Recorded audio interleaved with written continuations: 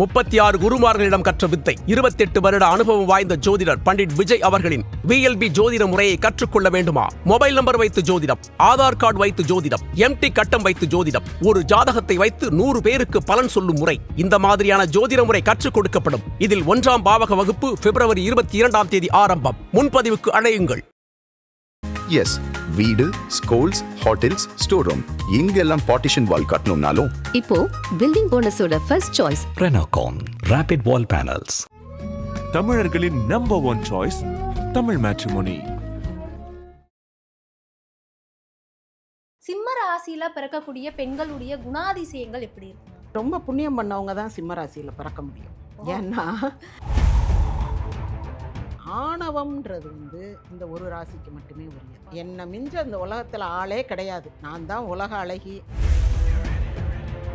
ஆதரிப்பதில் Devi, தண்டிப்பதில் Kali. The best mother in the வேர்ல்டுனா சிம்மராசி தான். த ஸ்ட்ரிக்ட் மதர் இன் த வேர்ல்டுனாலும் சிம்மராசி தான். இந்த சிம்மராசிக்காரங்க பார்க்கறதுக்கு தான் அப்படி ஒரு மாதிரி டெரர் மாதிரி தெரியும் வெளியில, ஆனால் உண்மைக்குமே அது ஒரு குழந்தை ராசி.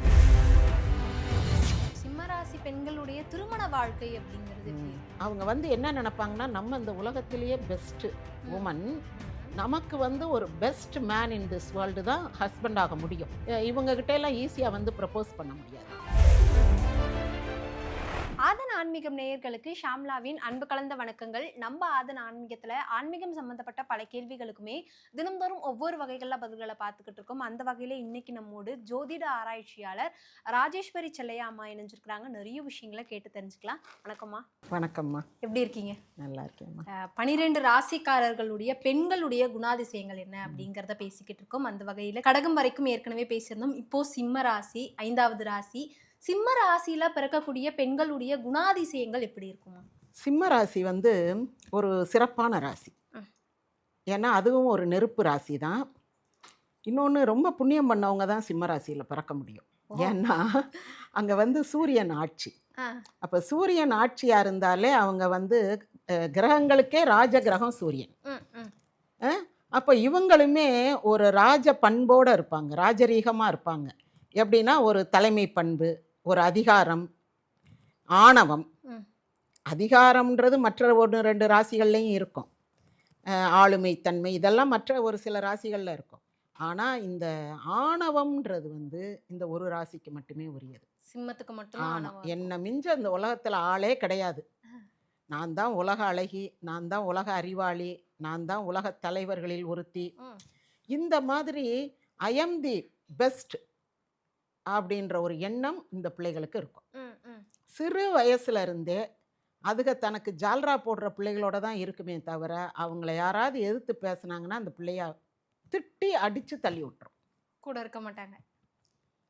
நல்ல மேஷராசி நெருப்பு ராசி கோவப்படும், மறுநேரம் சேர்ந்துக்கிடும். அதுக்கு நிரந்தர பகை, நிரந்தர நட்புன்னெலாம் கிடையாது, எல்லார்ட்டையும் அன்பாக பேசிக்கிறோம். தனுசு ராசி நெருப்பு ராசி அது ஒரு டைப், எல்லார்ட்டையும் ஃப்ரெண்ட்லியாக இருக்கும், எப்போவாது தான் கோவிக்கும். ரிஷப ராசி ஒரு அதிகாரம், ஆளுமை உடைய ராசி. அதிகாரம்னு சொல்கிறத விட ஆளுமை உடைய ராசி. அவங்க அதிகாரத்தை பிரயோகிக்கணுன்ற அவசியமே இல்லாமல் அவங்க நின்னாலே ஒரு இடத்துல அந்த கண்ட்ரோல் கொண்டு வந்துடுவாங்க. பெரிய தகராறாக இருக்கும், இவங்க நின்று என்ன அப்படின்னாங்கன்னா எல்லாரும் சைலண்ட்டாக அப்படியே போயிடுவாங்க. அப்படிப்பட்ட ராசி ரிஷப ராசி. ஆனால் அந்த சிம்ம ராசி உடனே பனிஷ் பண்ணுவாங்க. பனிஷ்மெண்ட் கொடுக்கறதுல நம்பர் 1 சிம்ம ராசி தான். சின்ன பிள்ளையா குழந்தையா இருந்தா கூட நீங்கள் அது கையில் வச்சிருக்கிற ஒரு டாலை பறிச்சிங்கன்னா, இங்கே கொண்டா, என் நேரம் விளையாட்டு தானா அப்படின்னா உடனே டப்புன்னு அதை தூக்கி எறியும், அது உடைச்சிரும், அல்லது எதையாவது ஒன்று தூக்கி போட்டுரும். அதனுடைய கோபத்தை அது வெளிப்படுத்தும். எனக்கு அது பிடிக்கல. ஆமாம், அதிகாரம் பண்ணும். அதை கொடுத்தாதான் அடுத்த வேலை அப்படின்ற மாதிரி இருக்கும். இந்த சிம்ம ராசி எப்படின்னா ஒரு தேவி பராசக்தி மாதிரி. நம்ம சுக்கிரனுடைய அந்த ரிஷப ராசிக்கு என்ன சொன்னோம்? மகாலட்சுமி மாதிரின்னு. இது தேவி சக்தி மாதிரி. ஆதரிப்பதில் தேவி, தண்டிப்பதில் காளி. அப்படியே வேரோடும் வேரடி மண்ணோடும் வீழ்த்துவது மாதிரி எதிரியை எந்திரிக்க விடாமல் அடிச்சு அப்படி இவங்களுக்கெல்லாம் போட்டியாளர்னு ஒரு கம்பெனி அல்லது ஒரு ஆள் ஒரு உறவு வந்துச்சுன்னா அவங்கள வந்து சப்ஜாடாக காலி பண்ணிட்டு தான் இது வந்து அடுத்த வேளை சாப்பாடே சாப்பிடும். அது வரைக்கும் அப்படியே ஆங்காரமாக தான் இருக்கும். இந்த சிம்ம ராசி பெண் குழந்தைகள் வந்து இன்னொரு வகையில் பார்த்தோம்னா ரொம்ப பிளெஸ்ஸட் சைல்டு. அதாவது they will enjoy all the best things in the world. அவங்க ஏழை குழந்தையா இருக்கலாம், பணக்கார குழந்தையா இருக்கலாம், ஆனால் அவங்களுக்கு வந்து எல்லா சிறப்பு அம்சங்களும் எனக்குத்தான் கிடைக்கணும். இப்போ அவங்க ஒரு 10 பேர் இருக்க ஒரு பிளாட்பாரவாசியாக கூட வச்சுக்காங்க, அதுலேயும் சிம்மராசி இருக்கும். அந்த பிளாட்பாரத்தில் குடியிருக்கிற அத்தனை பேர்லேயும் இது மட்டும் ஒரு 4 பழைய சேலையை ஒன்றா தச்சு ஒரு மெத்த மாதிரி போட்டு படுக்கும். தனித்துவமா சொகுசாக இருக்கும். ஓ. ரிஷபராசிக்காரங்க ரொம்ப சொகுசாக இருப்பாங்க, வேர்க்கவே கூடாது அவங்களுக்கு. எந்நேரமும் அவங்கள சுற்றி நறுமணம், நல்ல இசை, மென்மையான இசை ஓடிக்கிட்டு இருக்கணும். மத்தியானம் கொஞ்சம் தூங்கணும், எந்திரிக்கணும், அப்படி இருப்பாங்க. ஒரு சோஃபாவில் உட்காரணும், சேரை விட சோஃபாவில் உட்காரணும். இல்லை சேரில் தரையிலே உட்கார்ந்தாலும் அதில் ஒரு சின்ன மெத்தை தைச்சி போட்டு ஒரு துண்டை 4ஆ மடித்து போட்டு உட்காரணும். அப்படி தன்னால் முடிஞ்ச மட்டுக்கு ஒரு சொகுசு எதிர்பார்ப்பாங்க. அதே மாதிரி ரிஷபராசியும் அந்த இடத்துலையே இவங்களை வந்து ஒரு குறிப்பிடத்தக்கதா இவங்களை பார்த்தோன்னே எல்லாரும் வணக்கம் சொல்லிட்டு போகிற மாதிரி அவங்க பிஹேவ் பண்ணுவாங்க. அவங்க வந்து அந்த கெத்தை மெயின்டைன் பண்ணுறதுல ஏழை பணக்காரவங்க, படித்தவங்க, படிக்காதவங்கன்ற வித்தியாசமே கிடையாது. ஒரு இடத்துல ஒரு சிம்மராசி பெண்ணை டக்குன்னு ஐடென்டிஃபை பண்ணிடலாம். அப்படி வந்து இந்த உலகத்தில் இருக்க எல்லா பெஸ்ட்டும் தனக்குத்தான் வரணும்னு நினைப்பாங்க. இந்த இடத்துக்குள்ள the best, the most privileged person யாருன்னா சிம்மராசி பெண்ணாகத்தான் இருக்கும். அது மாதிரி அவங்க வந்து ஒரு சின்ன குடிசையோ பெரிய வீடோ எதுவாக இருந்தாலும் ஸ்பிக் அண்ட் ஸ்பேனாக நீட்டாக வச்சுருப்பாங்க. Place for everything and everything in its பிளேஸ்ன மாதிரி ஒவ்வொன்றும் அந்த எடுத்த இடத்துல வைக்கணும். ரொம்ப strict mother. The best mother in the வேர்ல்டுனா சிம்மராசி தான். த ஸ்ட்ரிக்ட் மதர் இன் த வேர்ல்டுனாலும் சிம்மராசி தான். எடுத்த இடத்துல வைக்கணும், அதாவது இடத்துல அதை வைக்கணும், இன்னொரு இடத்துல வைக்கக்கூடாது. அவங்களுக்கு பிடிக்காது, ரொம்ப ஸ்ட்ரிக்டாக ஃபாலோ பண்ணுவாங்க.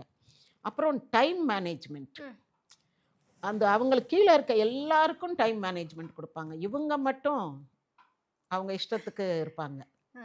ஏன்னா அவங்களுக்கு என்னென்னா, நம்ம என்ன ஒரு எம்ப்ளாயியா 10 to 5 வந்துட்டு போகிறதுக்கு, அவங்க மனசுக்குள்ளேயே அவங்க ஒரு முதலாளி மாதிரி நினப்பில் தான் இருப்பாங்க. ஒரு டீம் லீடராக இருந்தால் கூட அவங்க ஒரு டைமுக்கு வருவாங்க.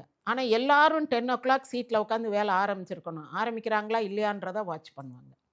இன்னொன்று சிம்மராசிட்ட உள்ள ஒரு பழக்கம் என்னென்னா, இப்போ நம்ம மேஷராசி சொல்லும் போது என்ன சொன்னோம், டக்குன்னு முடிவெடுப்பாங்க, பிறகு அதையே கண்டினியூ பண்ணுவாங்க அட் எனி காஸ்ட். ரொம்ப கஷ்ட நஷ்டங்கள் வரும், அவசரப்பட்டு முடிவெடுப்பாங்க, அதை வந்து தைரியமாக ஃபேஸ் பண்ணுவாங்க. எடுத்துருக்கவே வேண்டாம்னு தோணும், ஆனாலும் ஃபேஸ் பண்ணுவாங்க. இவங்க என்னென்னா அதே மாதிரி தான் முடிவெடுப்பாங்க, டக்குன்னு முடிவெடுப்பாங்க, யார்கிட்டையும் டிஸ்கஸ் பண்ண மாட்டாங்க, இப்படி செய்யலாமா செய்ய வேண்டாமான்லாம் கேட்க மாட்டாங்க.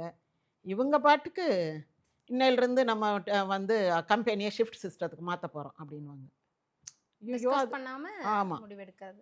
அதே மாதிரி யாரையாவது பனிஷ் பண்ணணுன்னா யாராவது ஒருத்தவங்க போய் அவங்கக்கிட்ட சொல்லிட்டா கேட்பார் பேச்சு கேட்பாங்க. அதை பற்றி அடுத்தவங்க கிட்ட ஒரு கிராஸ் செக் பண்ணுறதோ ஒரு டிஸ்கஸ் பண்ணுறதோ, இப்போ இவங்க வந்து ஒரு முதலாளினா ஒரு மேனேஜர்கிட்ட கேட்கணும், ஒரு ஹெச்ஆரை கூப்பிட்டு கன்சல்ட் பண்ணணும், எதுவும் பண்ண மாட்டாங்க. அவங்கள தூக்கிடுங்க வேலையை விட்டு அப்படின்வாங்க. அதுக்கு பிறகு அவங்க வந்து பேசுகிறதுக்கே இடம் இருக்காது. இல்லை மேடம் நல்லா ரொம்ப நாள் வேலை பார்த்தாரு, நேற்று தான் என்னமோ கொஞ்சம் லேட்டாக வந்துட்டார், அந்த எக்ஸ்ப்ளனேஷனே கொடுக்க முடியாது. இந்த மாதிரி சில ட்ராபேக்ஸ் இவங்ககிட்ட உண்டு. சில நேரம் என்ன பண்ணுவாங்கன்னா, அதாவது எப்போவுமே அவங்க வந்து தனக்கு ஈக்குவலாக இருக்கிற ஆள்கிட்ட தான் பேசுவாங்க. படித்தவங்கன்னா தன்னை மாதிரி படித்தவங்களா இருக்கணும், இல்லை தன்னை விட ஒரு படி கூட படித்தவங்களா இருக்கணும். தனக்கு ஈக்குவலாக இருக்கிறவங்ககிட்ட தான் பேசுவாங்க. தனக்கு கீழே இருக்கிறவங்களுக்கு ஹெல்ப் பண்ணுவாங்க, கைதூக்கி விடுவாங்க. இவங்ககிட்ட போட்டி பொறாமையே இருக்காது. ஏன்னா இவங்க வந்து யாருக்கும் சமம் கிடையாது, இவங்க எல்லாரையும் விட டாப்பில், அதனால போட்டி பொறாமையே இருக்காது. யாராவது இவங்களுடைய புகழுக்கு ஈக்குவலாக வர்றாங்க அல்லது இவங்களை விட புகழ் அடைகிறாங்கன்னு நினச்சா அவங்கள அந்த இடத்த விட்டு காலி பண்ணிடுவாங்களே தவிர அவங்களோட போட்டி போட்டு டக் ஆஃப் வார் மாதிரி இழுபறியெல்லாம் இருக்கவே இருக்காது. ஒன்று நான் அல்லது நீ, அந்த முடிவில் தான் இருப்பாங்க. அப்புறம் என்ன செய்வாங்க, எல்லாரையும் கூப்பிட்டு கன்சல்ட் பண்ணுவாங்க. ஏதாவது ஒரு டீம் லீடர்னால் ஒரு மீட்டிங் போடுவாங்க. மீட்டிங் போட்டு யாராவது ஒருத்தவங்க ரொம்ப ஒரு உற்சாகமாக அது என்னது ஒரு ஓவர் ஆம்பிஷியஸாக அப்படி ஏதாவது ஒரு யோசனை சொன்னாங்கன்னு வைங்க, உட்கார் அப்படின்ட்டுருவாங்க. அதாவது உற்சாகம், கொண்டாட்டம் எல்லாமே இவங்க கிட்ட தான் இருக்கணும். மற்றவங்க யாரும் இந்த கம்பெனியுடைய நன்மைக்கு யோசனை சொல்கிற மாதிரி சொல்லக்கூடாது. அவங்க பணிவாக சொல்லலாம், இவங்க அதை கேட்டுக்கிடுவாங்க. மேடம் இது இப்படி செய்யக்கூடாது, அப்படி செய்யணும் மேடம், அப்படி செஞ்சால் அந்த கம்பெனியில் பாருங்களேன் அப்படி செஞ்சு நல்லா வந்திருக்காங்க அப்படின்னா you better go to that கம்பெனின்றுவாங்க. அந்த மாதிரியெல்லாம் நம்மளையும் இன்னொன்னையும் கம்பேர் பண்ணியெல்லாம் அவங்கக்கிட்ட பேசவே கூடாது.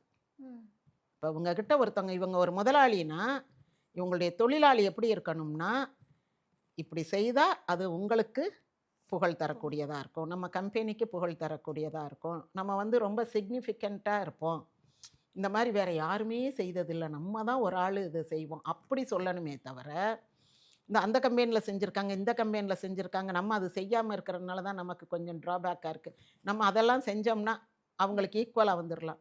ஈக்குவலாக வர்றதுக்கு இது என்ன கம்பெனி, உன் கம்பெனியா, நான் இது எல்லாத்தையும் விட டாப்பாக வரணும். அவங்களுக்கு தன்னுடைய கம்பெனி, தன்னுடைய குடும்பம், தன்னுடைய பிள்ளை, தன்னுடைய கணவர், தன்னை பற்றி யாருமே அடுத்தவங்களோட கம்பேர் பண்ணவே கூடாது. அந்த மாதிரி இருக்கிறதெல்லாம் அவங்களுக்கு பிடிக்காது. இன்னொன்று இவங்களுடைய ஃபேமிலின்னு எடுத்துக்கிட்டா, she is a lovable kid. இந்த சிம்மராசிக்காரங்க பார்க்குறதுக்கு தான் அப்படி ஒரு மாதிரி டெரர் மாதிரி தெரியும் வெளியில், ஆனால் உண்மைக்குமே வந்து அது ஒரு குழந்தை ராசி மாதிரி. எப்படி மேஷராசி சொல்கிறோமோ அதே மாதிரி தான் இதுவும் ஒரு குழந்தை ராசி மாதிரி தான். ரொம்ப நல்லா சிரித்து பேசி விளையாண்டு அன்பாக பெரியவங்க சொல்கிறதெல்லாம் அடக்கமாக கேட்டு ஒழுக்கமாக நடக்கக்கூடிய பிள்ளைன்னா அது சிம்மராசி பிள்ளையாக இருக்கும். இப்போது சிம்மராசி பெண்களுடைய திருமண வாழ்க்கை அப்படிங்கிறது எப்படி இருக்கும்? திருமண வாழ்க்கை சிறப்பாக இருக்கும். தகுதியான அவங்க அட்மையர் பண்ணுற கணவன் கிடைச்சா. ஓகே, அவங்க அட்மையர் பண்ணி கல்யாணம் பண்ணிட்டு அப்புறம் அப்படியெல்லாம் ஒன்றும் இல்லை, இது சும்மா வெத்து வேட்டுன்னு நினச்சிட்டாங்கன்னு வைங்களேன், அந்த நினைவு தோன்றிய அடுத்த நிமிஷம் டைவர்ஸ் பண்ணிடுவாங்க. ஓ, அப்படி தோணவே கூடாது. அவங்க வந்து என்ன நினைப்பாங்கன்னா, நம்ம இந்த உலகத்திலேயே பெஸ்ட்டு உமன், நமக்கு வந்து ஒரு best man in this world தான் ஹஸ்பண்ட் ஆக முடியும். அதனால் இவங்ககிட்ட எல்லாம் ஈஸியாக வந்து ப்ரப்போஸ் பண்ண முடியாது. அவங்களுக்கு தெரியும் இத்தனை பேர் நமக்கு வந்து ப்ரப்போஸ் பண்ண தயாராக இருக்காங்கன்னு இந்த பொண்ணுக்கு தெரியும். ஆனால் அதெல்லாம் கண்டுக்கவே கண்டுக்காது. அது வந்து தன்னை விட படிப்பில், தன்னை விட அழகில், தன்னை விட அந்தஸ்தில், தன்னை விட கர்வத்தில், இது கர்வம் பிடிச்சது. வித்தியாசமே வந்து ஆளுமை உடைய பெண்கள் இருப்பாங்க, அதிகாரமுடைய பெண்கள் இருப்பாங்க. இந்த சிம்ம ராசிக்காரவங்களுக்கு கர்வம், ஆணவம் அதிகம். என்னை விட வேற யாருமே கிடையாது. ஓவர் கான்ஃபிடென்ஸ்ன்றோம்ல, என்னால் முடியும்னா தன்னம்பிக்கை, என்னால் மட்டும்தான் முடியும்னு நினச்சா ஓவர் கான்ஃபிடென்ஸ். இவங்க ஓவர் கான்ஃபிடென்ஸ் உடையவங்க, ஆனால் அவங்களால முடியும். நீங்கள் செய்ய முடியாத ஒரு காரியத்தை, இது வந்து உலகத்தில் நடக்கவே நடக்காது, இதை செய்யக்கூடிய ஒரு மனுஷன் பிறக்கவே இல்லைன்னு சொல்லுங்க, அவங்க அதை செஞ்சு முடிப்பாங்க. At any cost she will do that. அதே மாதிரி தன்னை வந்து அப்படியே உச்சி மேலே வச்சு கொஞ்சிற ஒரு ஹஸ்பண்டை எதிர்பார்ப்பாங்க. தனக்கு எல்லா தகுதியும் நிறைவாக இருக்கணும். ஓ, இன்னார் ஒய்ஃபா அப்படின்னு கேட்குற மாதிரி இருக்கக்கூடாது, இன்னார் ஹஸ்பண்டா இவங்க அப்படி கேட்குற மாதிரி இருக்கணும். இவங்க எப்போவுமே அப்பா பேரோ ஹஸ்பண்ட் பேரோ இனிஷியல்லாம் போடவே மாட்டாங்க. இவங்களுக்கு இனிஷியல்ஸ்லாம் தேவையில்லை, இவங்க மட்டும்தான். அப்போ இன்னாருடைய ஹஸ்பண்ட், இன்னாருடைய பிள்ளைங்களா அப்படின்ற மாதிரி இருக்கணும். பிள்ளைங்கள்லாம் வந்து ரொம்ப அழகாக அப்படியே சிங்கக்குட்டி மாதிரி, ராஜா விட்டு கண்ணுக்குட்டி மாதிரி செல்லமாக எல்லா தகுதியும் அதுக்கு கொடுத்து, படிப்புலேருந்து என்னென்ன கோகரிக்குலர் ஆக்டிவிட்டீஸ் இருக்கோ எல்லாம் படிக்க வச்சு, கண்ணுங்கருத்துமா பார்த்து அது ஒரு ட்ரெஸ் போட்டிருக்குன்னா இந்த உலகத்தில் வேறு யாருமே அந்த ட்ரெஸ் போட்டிருக்கக்கூடாது, அந்த ஏரியாவிலே யாரும் போட்டிருக்கக்கூடாது. அப்படி தேடி பார்த்து எடுத்து பிள்ளைகளுக்கு ட்ரெஸ் தைப்பாங்க, பிள்ளைகளை படிக்க வைப்பாங்க. எல்லாரும் என்னென்னமோ கோகரிக்குலர் ஆக்டிவிட்டீஸ் படித்தா இவங்க மட்டும் இவங்க பிள்ளைய வேறு யாருமே படிக்காத ஒரு படிப்பு படிக்க வைப்பாங்க. அப்படி ரொம்ப ஸ்பெஷலாக வளர்ப்பாங்க. ஹஸ்பண்டையும் அப்படி கண்ணுக்குள்ளே வச்சு பார்த்துக்கிடுவாங்க. வீட்டு நிர்வாகம் தான் இவங்க பண்ணுவாங்க, இந்த குட்டி குட்டி வேலையெல்லாம் வந்து இவங்க பண்ண மாட்டாங்க. அப்புறம் ரொம்ப பார்த்துக்கிடுவாங்க, ஒவ்வொன்றையும் பார்த்து. இவங்க ஹஸ்பண்டுனா ஒரு வசதி, இவங்க பிள்ளைங்கன்னா ஒரு வசதி. ஆனால் பெரும்பாலும் இவங்களுக்கு மேரேஜ் லைஃப் வந்து பெரும்பாலும் சக்ஸஸ்ஃபுல் ஆகிறதில்ல. ஒரு ரிஷப ராசி அல்லது ஒரு கன்னியா ராசி, இந்த மாதிரி 1-2 ராசிகள் இவங்களுக்கு வந்து இவங்க சொல்கிறது மேடத்திட்ட கேட்டுக்கிடுவோம், எதுக்கும் ஒரு வார்த்தை அம்மாட்ட கேட்டுக்கிடுவோம் அப்படின்னு சொல்கிற ராசியாக இருக்கணும். இன்னொன்று இவங்களை வந்து ரொம்ப அப்படியே தலையில் தூக்கி வச்சு கொண்டாடணும். இவங்களும் அதுக்கு ஒர்த்தாக தான் இருப்பாங்க. இன்னொன்று இவங்க வந்து இந்த பாட்டெல்லாம் கேட்பாங்க, டான்ஸு இதெல்லாம் பார்ப்பாங்க, ரசிப்பாங்க. நிறைய எக்ஸ்டர்னல் ஆக்டிவிட்டீஸ் எல்லாம் இவங்களுக்கு இருக்காது. இவங்க வந்து ஒரு டெனிசன், குகைக்குள்ளேயே இருக்க விரும்புகிற மாதிரி. இவங்களுக்கு வீடே உலகம், வீட்டுக்குள்ளேயே எல்லாமே இருக்கும். இந்த உலகத்தையே வீட்டுக்குள்ளே கொண்டு வந்து வச்ச மாதிரி இருக்கும் இவங்க வீடு. நீங்கள் என்னென்ன உலகத்தில் பார்த்து ரசிக்கணும்னு நினைக்கிறீங்களோ, ஒரு மலைனா ஒரு சின்ன செய்குன்று வச்சுருப்பாங்க, ஒரு கடல்னா அங்கே ஒரு பாண்டு இருக்கும், ஒரு இன்னொரு பக்கம் பார்த்திங்கன்னா ஒரு ஃபிஷ் டேங்க்கு, அது இது என்னென்ன இந்த உலகத்தில் அவங்க வந்து பார்க்கணுன்னு நினைக்கிறாங்களோ எல்லாத்தையும் கண்ணு முன்னாடி வச்சு இப்படி பார்ப்பாங்களே தவிர போய் ஊர் சுற்றி பார்க்கணுன்னு நினைக்க மாட்டாங்க. வீட்டுக்குள்ளேயே தான் இருப்பாங்க. ஆனால் உலகமே அவங்க கண்ட்ரோலில் இருக்கிற மாதிரி அவங்க இங்கேருந்தே கம்பெனியை நிர்வாகம் பண்ணுவாங்க. இங்கேருந்தே குடும்பத்தில் அவங்களுடைய சொந்தக்காரங்க எல்லார் வீட்லேயும் என்னென்ன நடக்குது வைக்குதுன்னு அவங்க இடத்துல இருந்தே நிர்வாகம் பண்ணுவாங்க. என்ன இவங்களுக்குரிய ஒரே ஒரு கெட்ட பழக்கம், இவங்களுடைய எதிரிகளை பற்றி மற்றவங்க பேசுனாங்கன்னா அதை நம்புவாங்க, அதை ரசிப்பாங்க. அப்படியெல்லாம் இருக்காது.